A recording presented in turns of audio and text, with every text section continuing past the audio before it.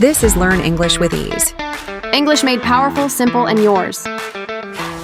Hey there, welcome, or welcome back, to Learn English with Ease. If you're here right now, I want you to pause for a moment and really think about this. Have you ever been told, your English is great, or wow, you speak so well? Maybe you've passed exams with flying colors. Maybe you can write emails fluently. You watch Netflix without subtitles. You understand native speakers just fine. But still, deep down inside, you don't feel confident. You still hesitate when it's time to speak up. You still doubt yourself in real conversations.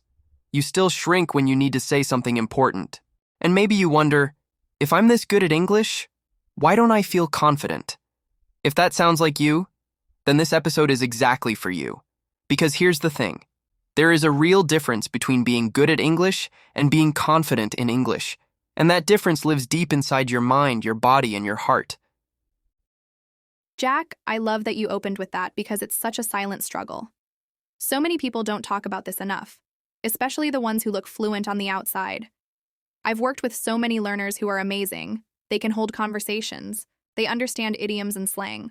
They've studied for years. But the moment they walk into a room full of native speakers, they go quiet. When it's their turn to speak on a Zoom call, their heart races.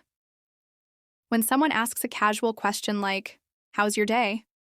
they freeze, overthinking every word. And it's not because they don't know English. It's because they don't trust themselves. They're constantly judging. Was my grammar correct? Did I sound weird? Did I make a mistake? That inner pressure? It kills confidence. So here's what I want to say to anyone listening who feels this way. Confidence doesn't come from knowing more English. It comes from letting go of the need to be perfect. That's so powerful, Emma. Let me say it again for anyone who might have missed it.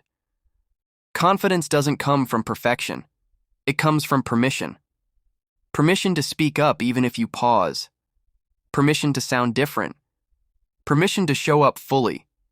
With your accent, with mistakes, with all your humanity. And you know what's wild? Some of the most confident English speakers I've met don't have perfect grammar or fancy vocabulary. But they have presence. They have comfort in their own skin. And that comfort, is what makes people listen. Because fluency isn't about impressing others. It's about expressing yourself. And if you don't feel safe expressing yourself, even in your native language, then English will always feel like walking a tightrope. Yes. And Jack, you touched on something very deep, the idea of safety. We talk a lot about grammar and pronunciation, but we don't talk enough about emotional safety. Think about it.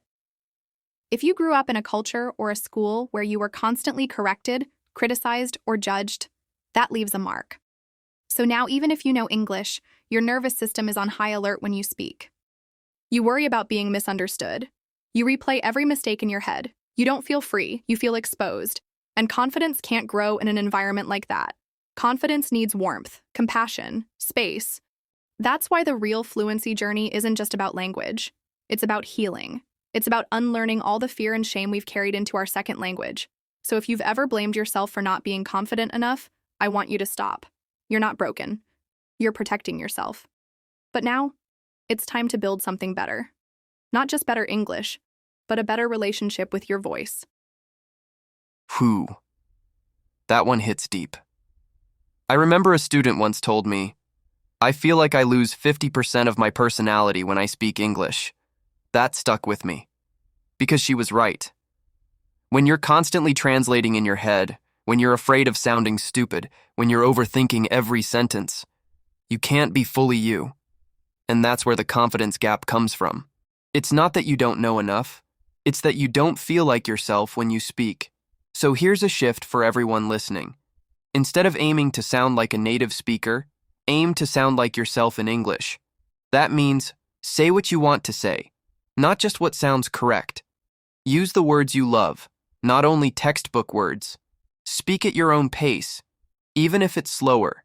Because when you speak from your truth, even simply, that's when confidence begins to grow. And Jack, let's talk about the pressure many learners put on themselves to get it right. That pressure? It's exhausting. Many learners think confidence means never making mistakes or speaking fast and flawless. But that's not how humans speak, even in their native language. Confidence means accepting your humanity. It means allowing yourself to be vulnerable. It means saying, I'm learning and that's okay. Exactly. And here's something practical. When you catch yourself judging your English, pause and say, I'm learning. I'm improving. Replace self-criticism with encouragement. And here's a tip. Start small. Practice speaking aloud to yourself. Talk about your day, your feelings, your thoughts, even if no one else hears it. Record voice notes. Listen back. Celebrate your progress.